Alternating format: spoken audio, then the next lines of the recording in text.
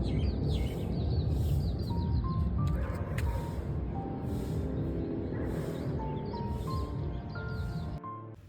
Tears, hope எல்லோரும் ஆரோக்கியமாகவும் சந்தோஷமாகவும் இருப்பீங்கன்னு நம்புகிறேன்.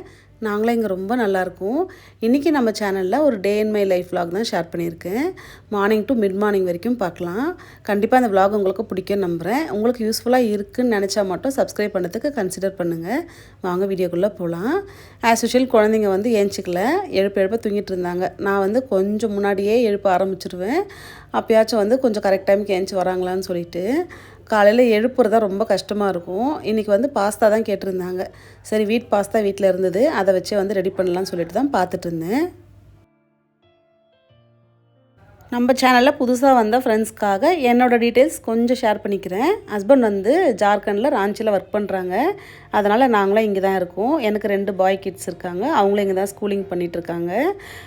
நாங்கள் இங்கேயே பர்மனெண்ட்டாக இருப்போம்லாம் கிடையாது. எப்போ வேணால் மூவ் பண்ணலாம். அது அந்த நேரத்தில் தான் தெரியும்.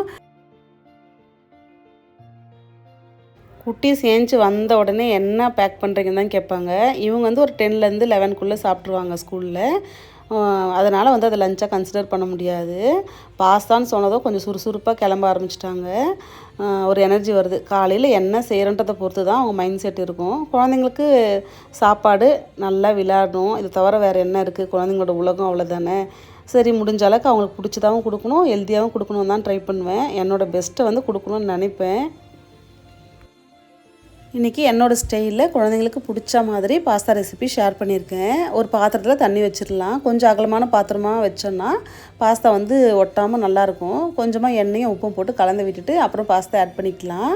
பாஸ்தா ஒரு 80% இல்லை 90% குக்கானால் போதும்.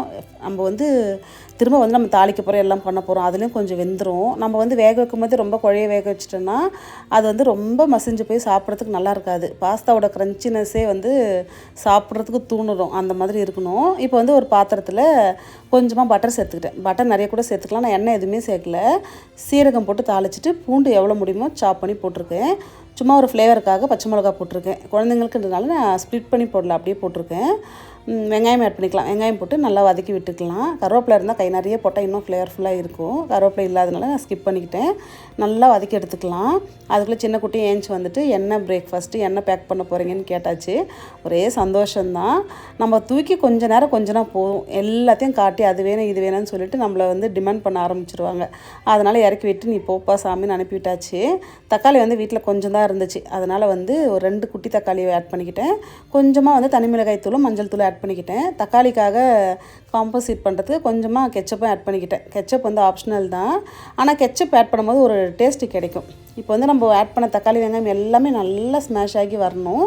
அதுக்கப்புறம் நம்ம பாஸ்தா தண்ணி இல்லாமல் வடித்து வச்சுருக்கணும். அதையும் போட்டு நல்லா கலந்து விட்டுக்கலாம். கலந்து விட்டுட்டு அப்படியே லோ ஃப்ளேமில் மூடி போட்டு ஒரு 7லேருந்து 10 நிமிஷம் அப்படியே விட்டுடலாம். நல்லா ஜூஸியாக ரெடி ஆகிடும். குழந்தைங்களுக்கு இந்த மாதிரி பண்ணும்போது ரொம்ப பிடிக்கும். இதில் நம்ம முட்டை சேர்த்துக்கலாம். முட்டை நல்லா தனியாக நம்ம பேனில் வதக்கியும் போட்டுக்கலாம். இல்லாட்டி வெஜிடபிள்ஸ் எது வேணால் ஆட் பண்ணிக்கலாம். அவ்வளோ சூப்பராக இருக்கும். கண்டிப்பாக இந்த மெத்தடில் ட்ரை பண்ணி பாருங்கள். ரொம்ப சிம்பிள் மெத்தட் தான், சாப்பிட்றதுக்கு அவ்வளோ சூப்பராக இருக்கும். குழந்தைங்கள ரெடி பண்ணி சாப்பிட வச்சு ஸ்கூலில் விட்டுட்டு வந்துட்டதுக்கப்புறம் விலாகை கண்டினியூ பண்ணலாம். ஸ்கூல் கொஞ்சம் வாக்கபிள் டிஸ்டன்ஸ் தான். நடந்து போய் விட்டுட்டு வந்தால் கரெக்டாக இருக்கும்.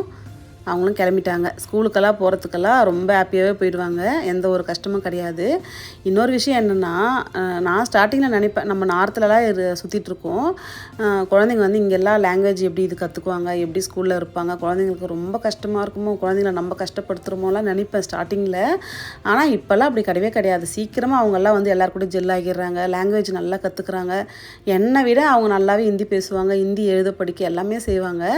நான் கற்றுக்கிட்ட பாடம் என்னென்னா, எதுக்குமே ரொம்ப பயப்படக்கூடாது. எதுக்குமே அந்த சூழ்நிலை, அந்த நேரம் வந்துச்சுன்னா எல்லாமே கரெக்டாக நடந்துட்டு போயிட்டே இருக்கும். அப்படி கரெக்டாக நடக்காட்டியும் நம்ம தெரிஞ்சுக்கலாம். அதுலேருந்து சில பாடம்லாம் கற்றுக்கலாம். ஓஹோ, இப்படி இருக்கலாம் அப்படி இருக்கலாம்னு சொல்லிட்டு.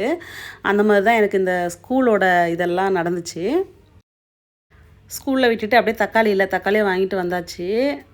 பாஸ்தா கொஞ்சமாக தான் பண்ணியிருந்தேன். ஏன்னா முன்னாடி நாள் கொஞ்சம் மிச்சமான சாதத்தில் புளி கரைச்சி கலந்து விட்டுருந்தேன். எனக்கு இது ரொம்ப பிடிக்கும். இதை தாளித்து சாப்பிட்டா எனக்கு சொல்ல தெரியல, எனக்கு அவ்வளோ பிடிக்கும், அவ்வளோ ஒரு ஃபீல் இதெல்லாம். ஏன்னா சின்ன வயசுலேருந்து இதெல்லாம் அதிகமாக நான் சாப்பிட்ருக்கேன். 10th படிக்கும் போதெல்லாம் கொஞ்சம் ஸ்பெஷல் கிளாஸ்லாம் வைப்பாங்க, மார்னிங் சீக்கிரம் போகிற மாதிரி இருக்கும். என்னோடய ஃப்ரெண்டு ஒருத்தி வந்து அதிகமாக இதை தான் எடுத்துகிட்டு வருவா, தாளித்து கொடுத்துருவாங்க. அது மேலே வந்து ஒரு ஆம்லேட் போட்டு வச்சுருவாங்க. எல்லாம் ஷேர் பண்ணியெல்லாம் சாப்பிடுவோம்ல ஸ்கூல் டைம்லலாம். எனக்கு அதை சாப்பிடும் போது எனக்கு அவ்வளோ ஒரு ஃபீலாக இருக்கும். எனக்கு ரொம்ப பிடிச்ச ஃபுட்டுன்னு சொல்லலாம்.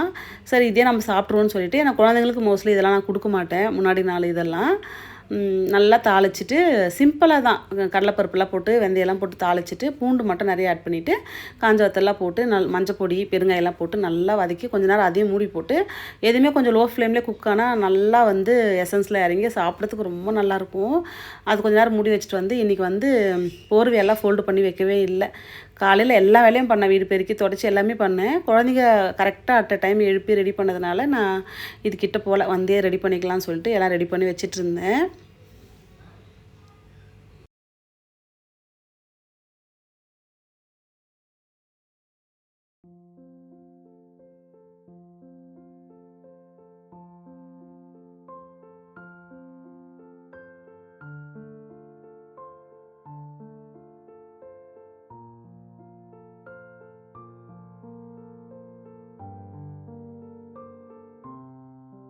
இந்த புளி சாதத்துக்கு முன்னாடி நாள் வச்ச குழம்பு இருந்தால் சூப்பராக இருக்கும். அதுவும் கத்திரிக்காய் குழம்புனா சொல்லவே வேணாம்.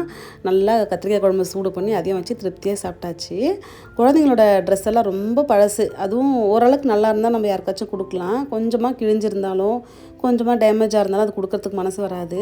சரி கட் பண்ணி வைப்போம், என்னைக்காச்சும் டிஷ்யூ எல்லாம் இல்லாமல் ஒரு எமர்ஜென்சி டைமில் வந்து அவங்களுக்கு கோல்டு பிடிக்கும் போதெல்லாம் யூஸ் ஆகும்னு சொல்லிட்டு பார்த்து கட் பண்ணி வைக்கலாம்னு சொல்லிட்டு தான். ஏன்னா இன்றைக்கி கொஞ்சம் டைம் கிடச்சிது, மார்னிங்கே எல்லா வேலையும் முடிச்சதுனால பொறுமையாக அதெல்லாம் பார்த்து கட் பண்ணி எடுத்து வச்சுக்கிட்டேன். இந்த மாதிரி கட் பண்ணி வச்சா ரொம்ப யூஸ்ஃபுல்லாக இருக்கும். டக்குன்னு எடுத்து எதாவது துடைக்கலாம், நிறைய விஷயத்துக்கு யூஸ் ஆகும். ஓகே ஃப்ரெண்ட்ஸ், நம்ம விலாகோட எண்டிங்க்கு வந்துட்டோம். கண்டிப்பாக இந்த விலாக் உங்களுக்கு பிடிச்சிருக்குன்னு நம்புகிறேன். விலாக் பிடிச்சிருந்தால் மறக்காமல் நம்ம சேனலுக்கு சப்ஸ்கிரைப் பண்ணி உங்களோட லவ் அண்ட் சப்போர்ட் கொடுங்க. லைக் பண்ணிவிட்டு கமெண்ட் பண்ண மறக்காதீங்க. உங்களோட கமெண்ட்ஸ் வந்து எனக்கு ரொம்ப என்கரேஜாக இருக்கும்.